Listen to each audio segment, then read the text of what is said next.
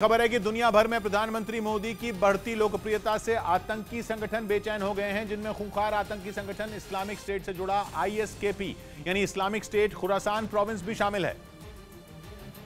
जिसकी बेचैनी की गवाही इस आतंकी संगठन की ओर से जारी की जाने वाली मैगजीन के फ्रंट पेज ने दी, जिसमें पीएम मोदी की खून से सनी तस्वीर छापने के साथ ही उनके और भारत के खिलाफ प्रोपेगेंडा फैलाने की कोशिश की गई।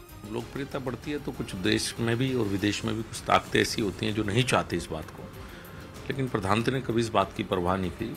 असल में आतंकी संगठन आईएसकेपी की बौखलाहट की वजह है हाल के दिनों में भारत और अफगानिस्तान की बढ़ती नजदीकियां। फिर चाहे वो अफगानिस्तान में फंसे भारतीयों को सुरक्षित निकालने की बात हो या फिर सिख समुदाय के पवित्र ग्रंथ को वहां से सुरक्षित भारत लाना हो, इन सब के लिए प्रधानमंत्री मोदी की कुशल नीति को ही जिम्मेदार माना गया।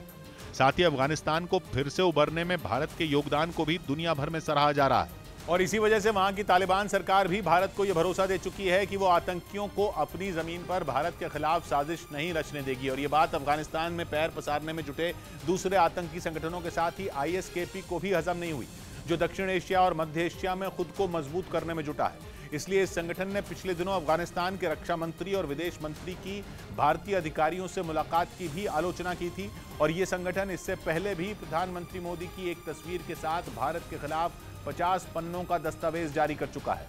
इसी आतंकी संगठन ने पिछले दिनों अफगानिस्तान की राजधानी काबुल में एक गुरुद्वारे पर हुए आतंकी हमले की भी जिम्मेदारी ली थी।